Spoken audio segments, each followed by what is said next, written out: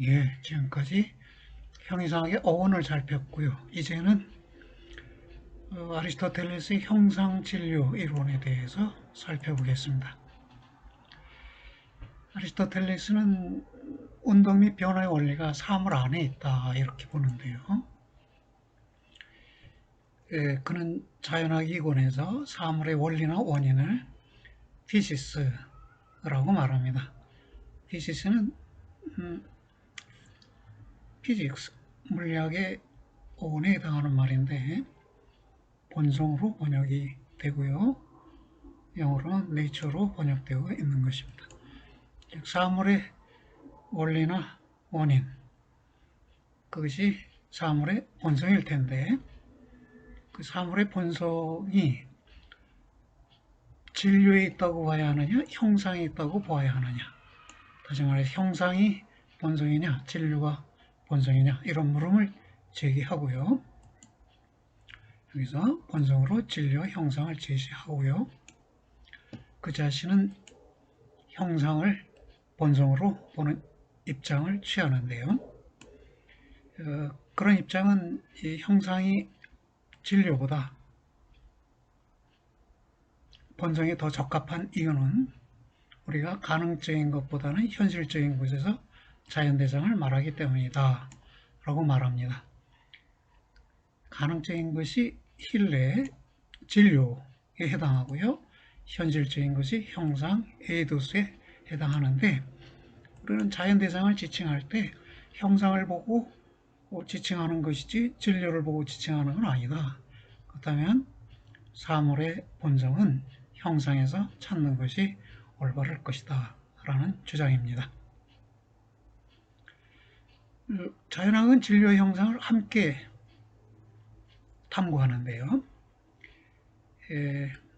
자연학도는 진료의 형상을 함께 연구해야 한다고 주장하기도 했습니다.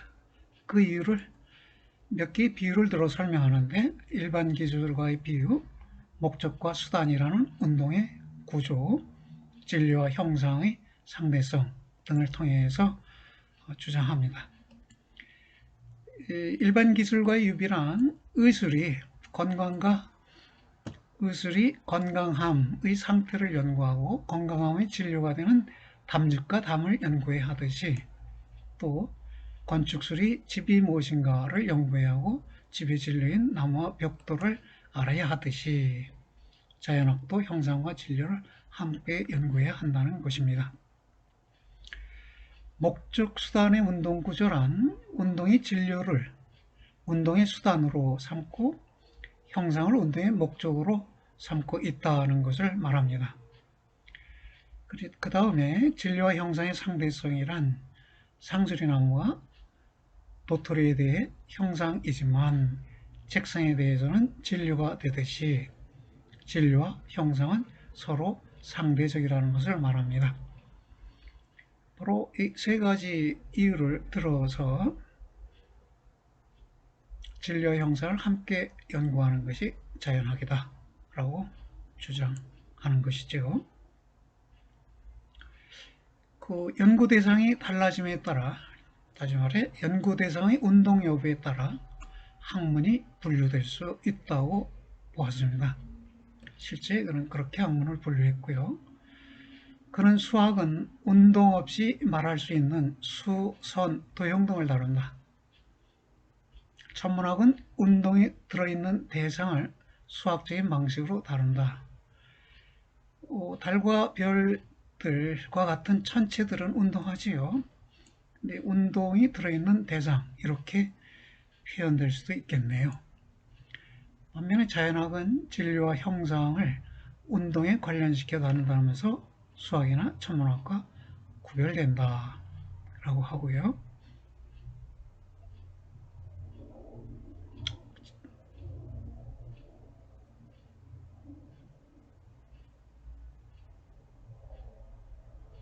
그렇습니다. 여기서 빠진 학문으로 신학이 있었죠. 앞에서 신학은 진료와 분리된 것이지만 모든 것의 내재하는 순수 존재이고 이 순수 존재가 신이고 이것을 다루는 것이 신학이고 형이상학이다 라고 설명드린 바 있습니다. 또 하나 우리가 중시할 만한 것은 아리스토텔레스가 10개의 범주를 제시했어요. 우리가 사물들을 분류할 때 사용할 수 있는 형식적 틀로 실체, 성질, 분량, 관계, 능동, 수동, 시간, 장소, 자세, 상태를 거론할 수 있고요. 이 10개 중에서 처음의 실체는 이른바 제1실체로서 명제에서 주어가 되는 것이며 나머지들은 수로가 되는 것들이다. 이렇게 보았습니다.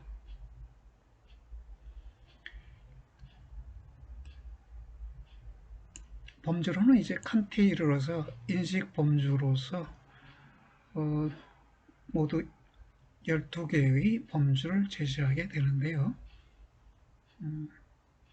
아리스토텔레스는 차이나는 방식으로 제시를 하고 있습니다.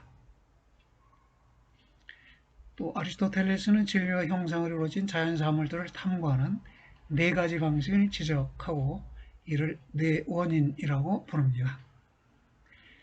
여기서 원인이라는 말은 원리라는 뜻 외에 탐구 방식이라는 뜻도 가지고 있습니다. 사물에 대한 탐구 방식, 사물이 지닌 원리, 이것이 아이디어라고 불려지는 것이네요.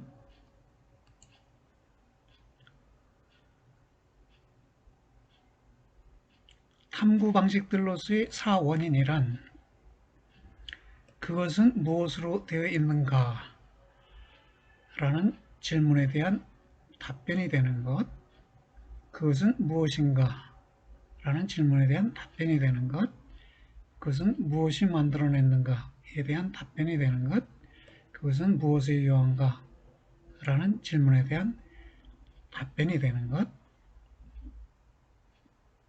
말합니다. 탐구 방식이라는 점에서 4가지 물음 방식이고요. 원리라는 면에서는 4가지 물음 방식에 대해 답변이 되는 것이네요.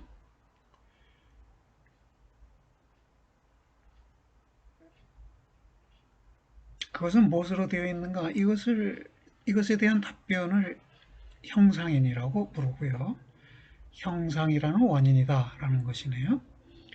그것은 무엇인가? 라는 물음에 대한 답변이 잘못됐군요.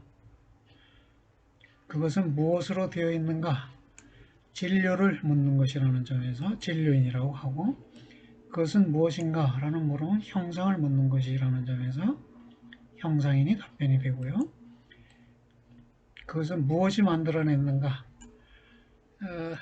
만들어낸 운동자를 묻는 것이라는 점에서 운동인, 운동원인이라고 불리고요. 그것은 무엇에 이용한가? 무엇을 목적으로 사용되는가? 목적을 묻는 것이고, 여기에 대한 답변을 목적인 또는 목적원인 이렇게 말합니다. 자연학은 이러한 4가지 탐구 방식을 가지고 자연을 탐구한다는 것입니다. 그럼 형이상학은 뭐냐? 이렇게 자연학의 탐구 방식에 관한 논의가 형이상학이 되는 것이고, 타피지카, 자연학들 뒤에 오는 것들이라는 말로부터 생겨난 형이상학의 의미가 되겠네요.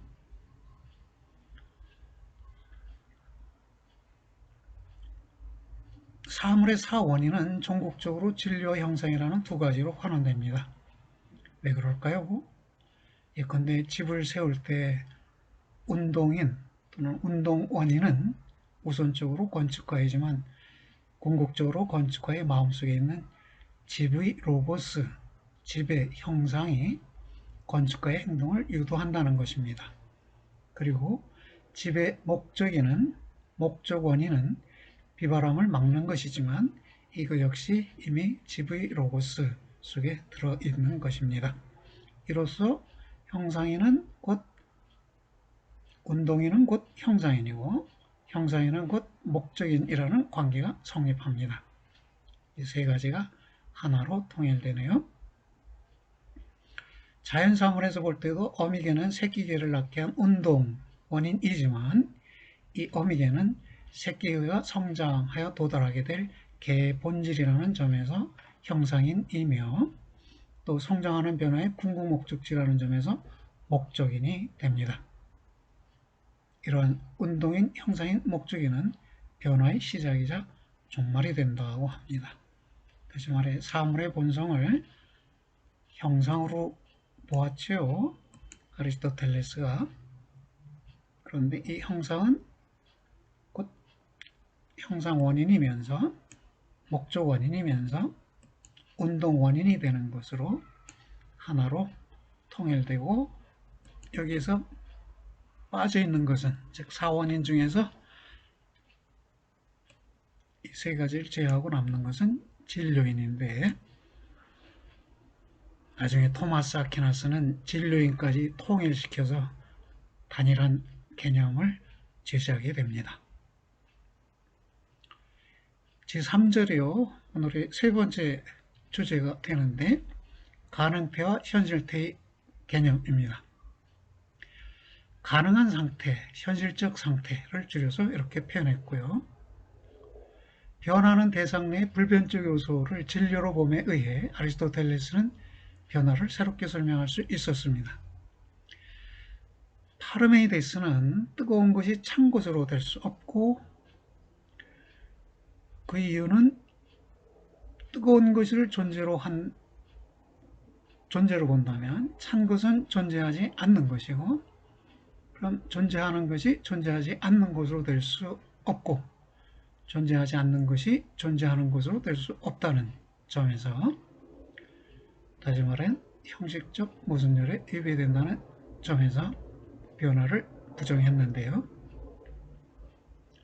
아리스토텔레스는 진료는 동일하게 남고 단지 그 진료에서 열이라는 형상이 떠나가고 냉기라는 형상이 들어서게 되는 것이 곧 변화이다. 이렇게 설명을 해냅니다. 이런 설명 속에서는 운동 변화를 성립시키는 원리로 세 가지가 제시되고 있습니다. 다양한 변화 유형을 제시하고요. 기체는 지속하고 속성은 지속하지 않음을 보이는 작업을 전개했는데요. 예컨대 A가 B로 된다는 변화 유형에서는 그 하나의 사례로 교양 없는 사람이 교양 있는 사람이 된다거나冲동이 동상이 된다거나 등입니다. 이 경우에 기체 또는 진료는 사람과冲동이며 결핍은 다시 말해 사라져 없어지는 것은 교양 없음과 형태 없음이고 형상은 교양 있음과 동상입니다. 다시 말해 기체, 결핍, 형상 이 세 가지 원리에서 변화운동이 설명된 것이지요. 이 점은 K가 A로부터 B로 된다는 운동 형태에서 더 분명해집니다. 예컨대 철수가 160cm로부터 170cm로 된다는 운동 형태에서 기체는 철수이고 결핍은 160cm, 형상은 170cm입니다.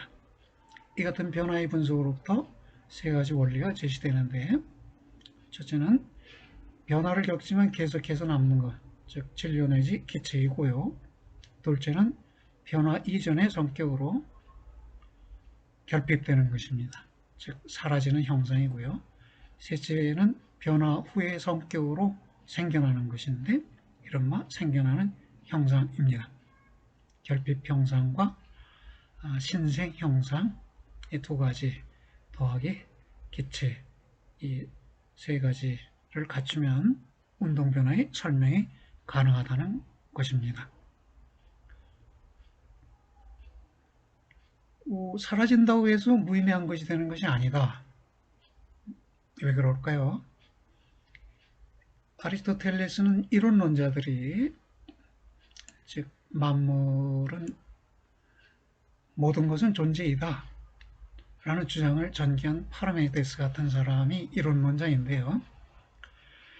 특히 파르메데스는 절대적 비존재와 우연적 비존재를 구별하지 못해 생성과 소멸이 불가능하다고 주장했다고 지적합니다. 그러나 우연적 비존재에서는 변화가 가능하다는 것입니다. 우연적 비존재는 사라지고 생겨난 한 쌍의 대립적 형상들 중에서 언어의 결핍 상태를 말하고, 이러한 결핍은 변화현상에서 필수적인 요소이며 변화현상, 다수, 운동 등과 같은 개념들을 유의미하게 의미 있게 구제해 줄 수 있다고 본 것입니다. 진료는 형상을 결여한 것일지라도 결여 자체는 아닙니다. 그는 플라톤학파가 형상 없음을 진료로 보아 결여와 진료를 구분 못했다고 비판합니다.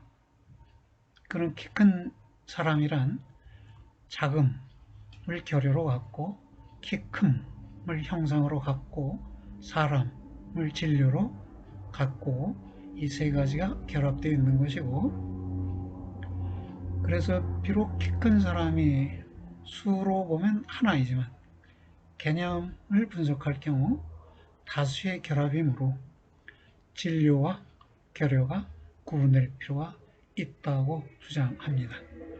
여기서 말하는 결여 내지 결여되는 형상은 진료 자체와는 구분되는 것이다 라는 말입니다.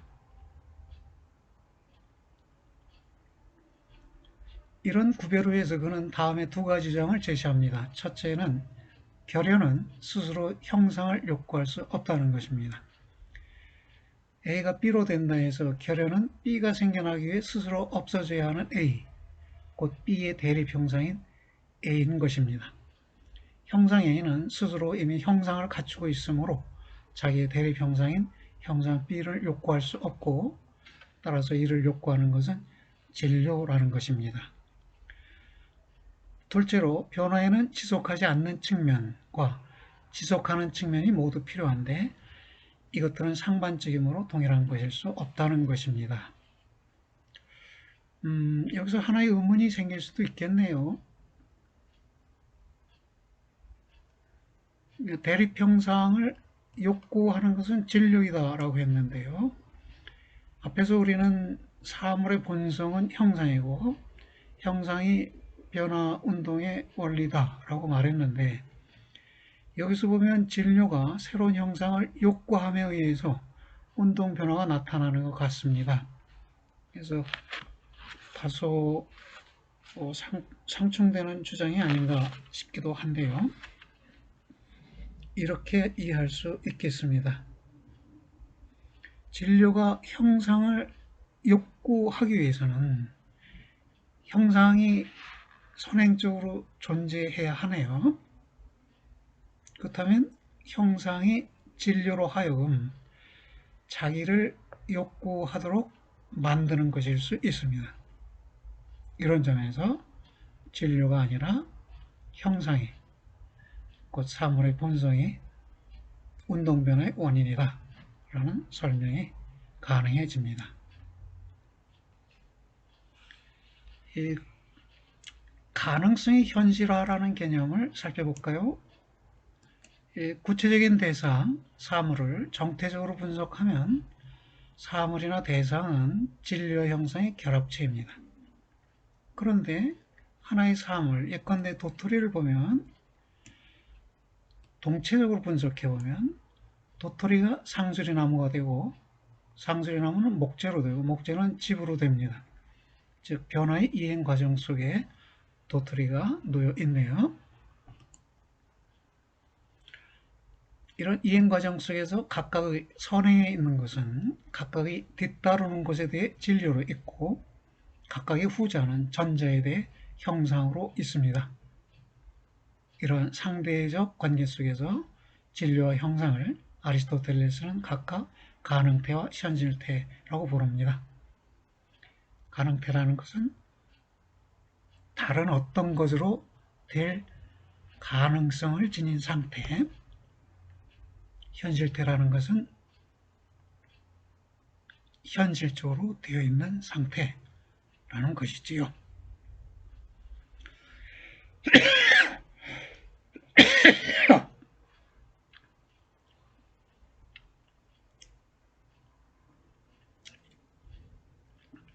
예를 들어 태아는 사람에 대해 가능태로 있고 사람은 태아의 현실태입니다.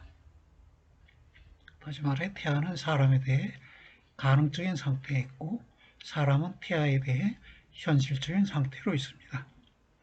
따라서 태아는 성인의 형상을 결여하고 있는 진료라고 말해질 수도 있고 또한 결여하는 형상인 성인을 장차 실현할 수 있는 것으로서 가능태라고도 말해질 수 있는 것입니다. 태와 성인의 관계에 있어서 태아는 진료이자 가능태이고 성인은 형상이자 현실태입니다. 운동 변화란 가능태로부터 현실태로 이행인데 이때 현실태는 가능태의 어느 일면이 실현된 상태이므로 현실태는 가능태가 이상적으로 지지하고 있는 성취 상태인 완전태와 구분됩니다. 완전태라는 개념이 다시 나타났네요. 진료가 자기가 지닌 가능성을 완전히 실현한 상태는 완전태라고 하고요. 완전히 실현하지 못한 채로 현실적으로 실현하고 있는 상태를 현실태라고 하는 것입니다.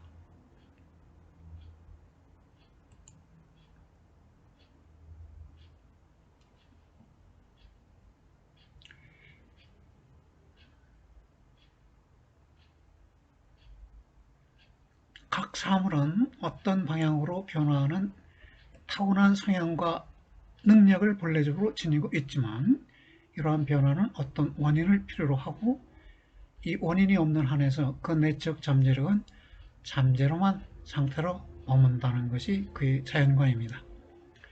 변화를 가능케 하는 어떤 원인이란 형상인, 목적인, 운동인, 곧 사물의 본질입니다.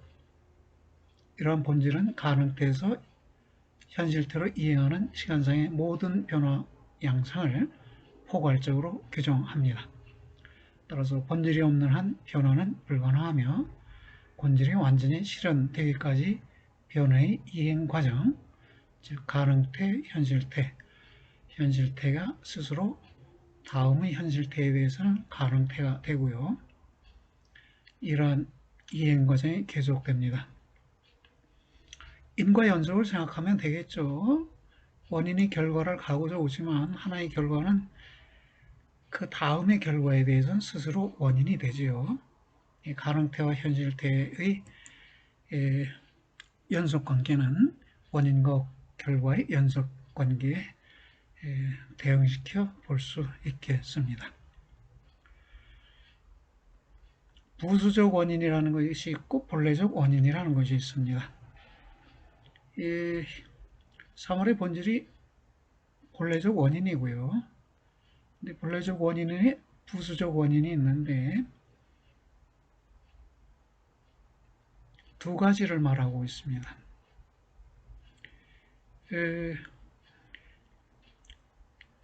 먼저 가능태는 사물의 변화 가능성의 제약 조건이 된다.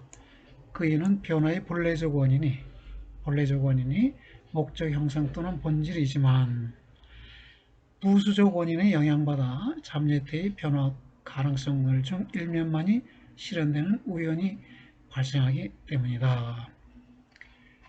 또 우연이라는 말이 등장했어요. 원인이라는 말은 앞서 등장했는데 이제 사원인 외의 원인으로 우연과 행운이라는 것을 아리스토텔레스가 소개합니다. 우연이라는 것은 의도적인 선택에 우연적으로 어떤 일이 뒤따를 경우의 원인이다. 좀 복잡한가요? 다시 말하면 의도하지 않은 결과를 가져오는 의도적 선택. 그것은 부수적 원인이자 우연이라는 것입니다.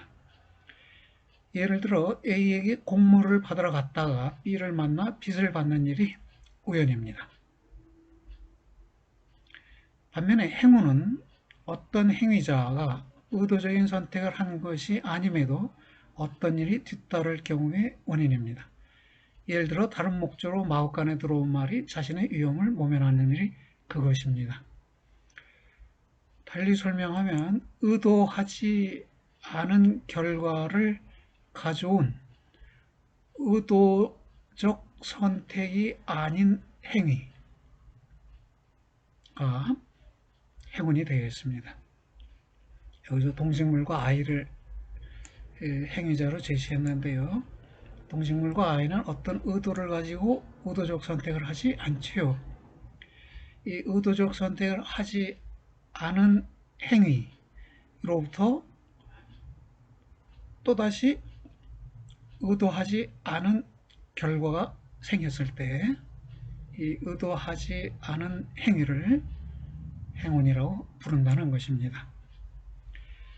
정리하면 사물은 본질을 갖고 있지만 이 본질이 남김없이 실현되지 않는다. 그 이유는 본래적 원인이 아니라 부수적 원인인 우연과 행운이 작동하기 때문이다. 따라서 앞서 말한 완전태는 본래적 원인이 완전히 실현시킨 결과가 되지만 현실태는 대개의 경우 우연과 행운이 본래적 원인과 함께 성립시킨 결과이다 라는 것이네요. 여기서 마지막으로 우연은 텔러스, 목적인에 종속되거나 부수적인 것일 뿐 대립적인 것은 아니다 라고 했습니다. 예, 다 같은 일종의 원인이니까요. 부수적 원인은 본래적 원인과 대립되지 않고 본래적 원인의 부수적인 것이다. 수반하는 것이다. 바로 이 부수적 원인이 크게 작용하면 완전태로부터 많이 떨어진 현실태가 결과로 발생하게 되는 것이네요. 예, 오늘의 수업은 여기까지입니다. 난해한 내용일 수도 있는데 여러분이 주의 집중하고 잘 경청해 준 것에 대해 감사드리고요. 다음 시간이 건강한 모습으로 다시 뵙도록 하겠습니다. 안녕히 계십시오.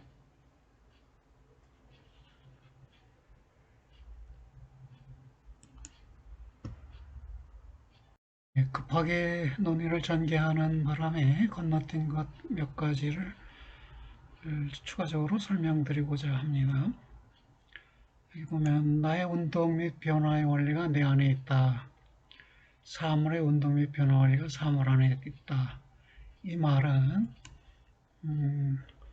단순한 것 같지만 매우 의미가 크죠. 외부의 원인에 의해서 한 사물의 운동 변화가 이루어진다고 보는 견해가 있을 수도 있죠. 운명론이나 숙명론이 그런 것에 해당할 텐데 그게 아니라 각 개체의 운동 변화의 원리는 개체 안에 있다고 보는 것입니다. 그 사물의 원리나 원인, 운동 변화의 원리나 원인을 피시스라고 표현했고요. 본성이라고 번역이 되는데요. 이 본성이 이 개별자가 진료와 형상의 합이라면 이 본성은 진료에 있는 것이냐 형상에 있는 것이냐, 이 본성으로 진료를 볼 것이냐 형상을 본성으로 볼 것이냐, 이 논란이 당시에 있었는데요. 아리스토텔레스의 당시에 아리스토텔레스는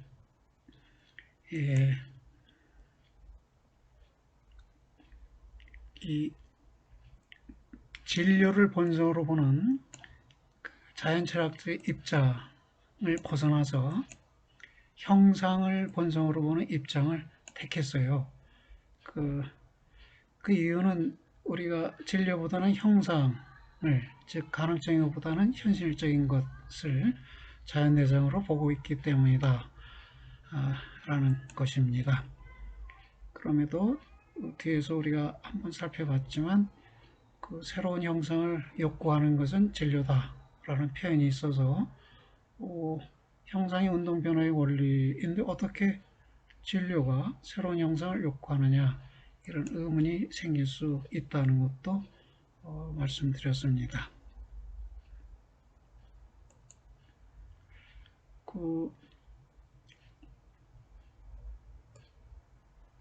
상수리나무라고 하고 도토리라고 하는 말에 대해서 의문이 있을 수도 있어서 추가적으로 말씀드리면, 우리가 참나무라고 알고 있는 나무는 6개 종류의 나무를 총칭하는 것이라고 합니다. 그중 대표적인 것이 상수리나무이고, 상수리나무 외에도 굴참나무, 졸참나무, 갈참나무, 신갈나무 등등 해서 6가지를 총괄을 해서 참나무라고 하는데요. 이 6가지 나무들이 맺는 열매를 모두 도토리라고 칭한다고 해요. 도토리는 6종류의 나무들 모두에게 적용되는 말이고요. 그래서 상수리나무 구체적인 용어가 되겠고, 이 도토리는 이 상수리나무의 열매를 지칭하는 말입니다. 나무에 대해서, 자연에 대해서 관심을 좀 가져보시라고 드릴 말씀이에요. 중요한 이야기는 물론 아닙니다. 그리고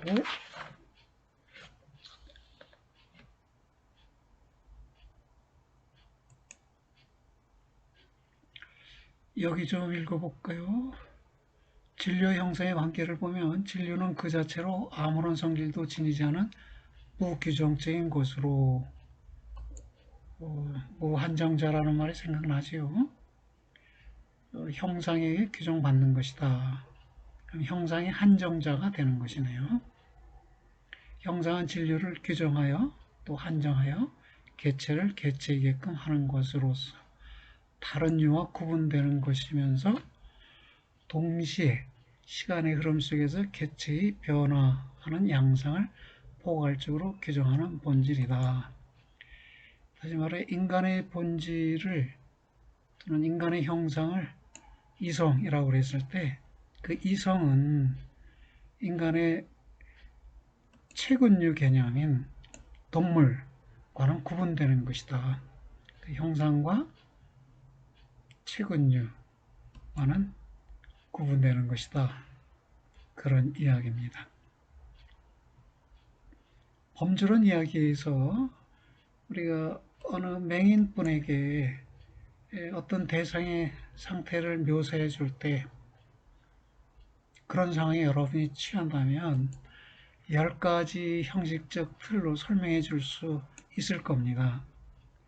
그래서 맹인인 분에게 우선 그 얘기가 먼저 있어야 하고요. 그 다음에 맹인이 스스로 대상 자체를 인식하기 위해 우리에게 제기하는 질문 방식도 4가지가 있을 수 있다는 것입니다. 예컨대 앞에 있는 사람을 맹인분에게 설명할 때 우리는 이렇게, 여기에 갑돌이가 있고요.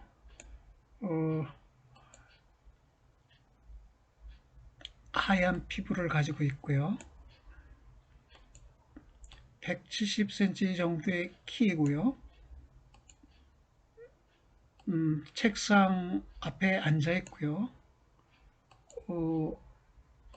능동적으로 책을 읽고 있고요. 수동적으로 조명에 비추어지고 있고요. 시간상으로 1시에 책을 읽고 있고요. 교실 1101호에 앉아 있고요. 자세는 앉은 자세이고요. 상태는 열중한 상태입니다 등으로 설명한다면 맹인분이 자기가 보지 못하는 대상에 대해서 나름대로 인식할 수 있게 될 것이라는 겁니다.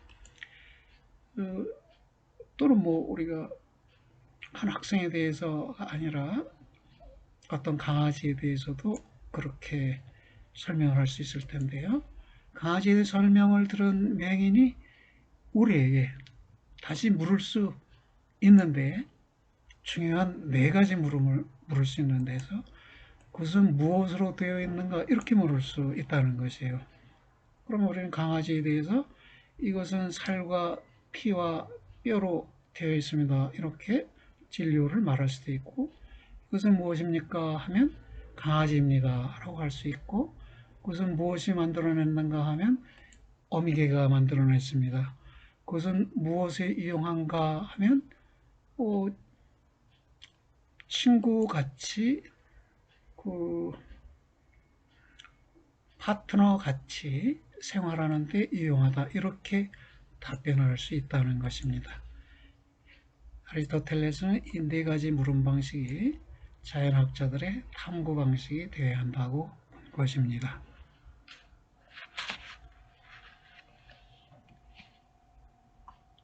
그리고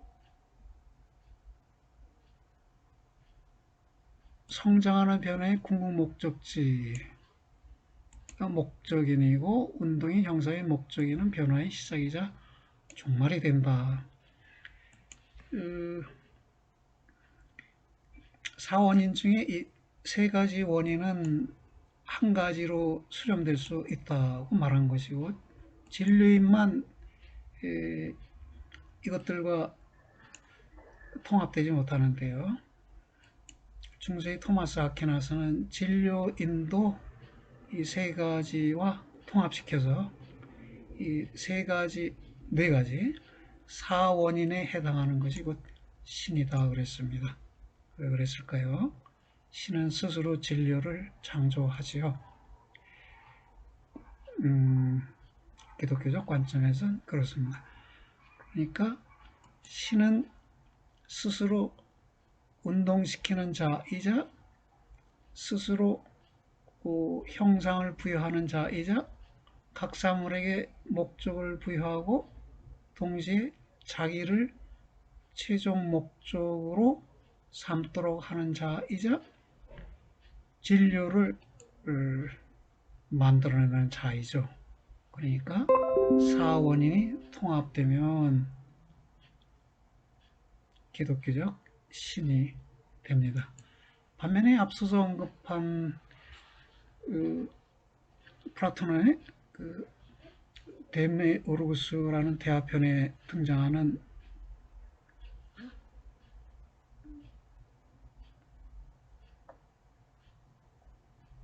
잘못 설명했죠. 티마이오스라는 대화편에 등장하는 데미오르구스는 세계 창조자가 아니라 세계 형성자라고 말하는데 왜냐하면 데미오르구스는 진료 자체는 창조하지 못하거나 자기 앞에 주어져 있는 진료 무한정자 이미 주어져 있어요. 창조해낸 게 아니에요. 이 자기 앞에 주어져 있는 무한정자라는 진리의 이데아를 부여해서 우주를 만들었기 때문에 우주 창조자라고 하지 않고 우주 형성자라고 합니다. 그러면 형성자와 창조자의 차이를 여러분이 이해하셨으리라고 보고요.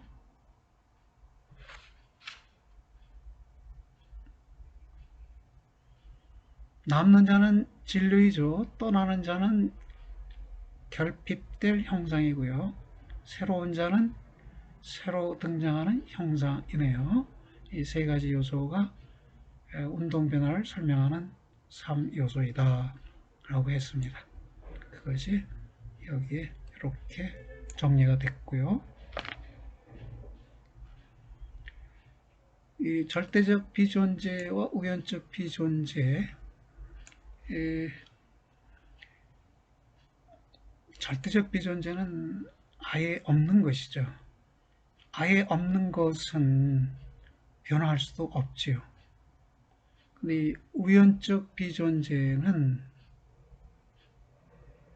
그 우연히 있을 수도 있고 우연히 없을 수도 있는데 우연히 없게 된 것이 우연적 비존재예요. 그런데 뜨거운 것이 찬 것으로 됐을 때 이 차가운 것을 기준으로 하면 뜨거운 것은 우연적 비존재가 되지요. 뜨거운 것을 기준으로 하면 차가운 것은 우연적 비존재가 되고요.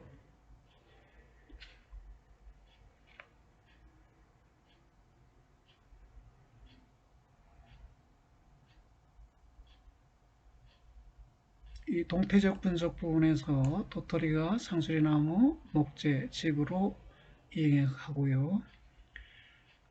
이런 이행 과정, 집도 이제 또 허물어지면 허물어진 목재들을 재로 쓸 수 있고요. 재는 또 거름이 될 수 있고요.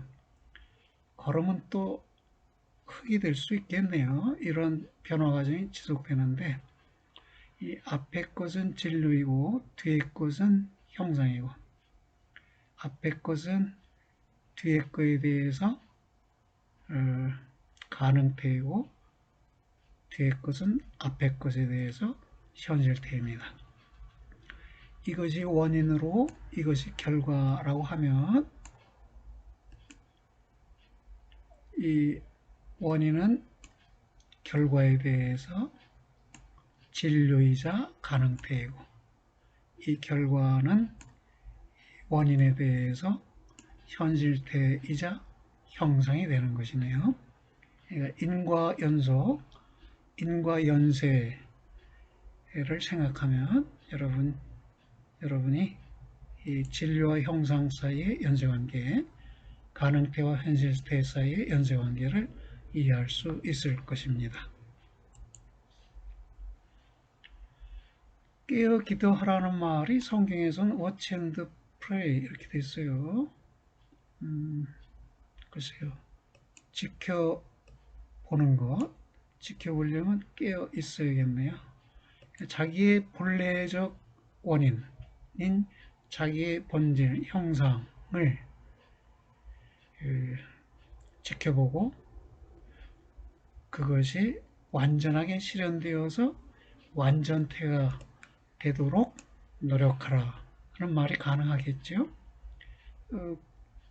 그 본래적 원인이 실현되지 않으면 이 부수적 원인, 우연이나 행운이 실현되는 것인데 그 경우에는 완전태와는 구별되는 단순한 현실태가 결과로 나타나게 되겠네요.